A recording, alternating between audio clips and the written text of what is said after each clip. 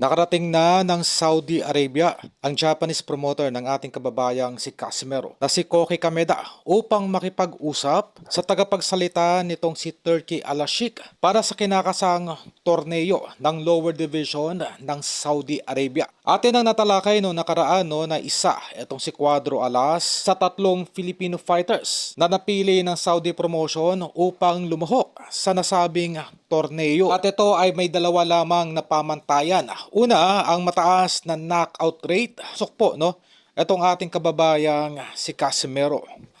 At mula po sa ating pinagkakatiwalaang source ay magkakaroon muna ng isang laban pa itong ating kababayang si Casimero sa bansang Japan bago tumungo ng Saudi Arabia. At dito ay merong tatlong options itong si Kameda sa Saudi. Una, kontra dito sa Mexican fighter na si Luis Neri. Pangalawa, dito kay Junto Nakatani. At pangatlo, kontra dito sa 2 division undisputed champion na Naoya Inoue. Ganun pa man ay atin na natalakay noong nakarang araw na formal nang terminate ang natitira pang 2-fight contract nitong si Naoya Inoue sa Saudi. Sa madaling salita, dalawang laban na lamang ang posible po nating makita para dito kay Cuadro Alas kung sakaling matuloy nga po ito sa Saudi Arabia. Ito nga po ay kontra Luis Neri or kay Junto Nakatani.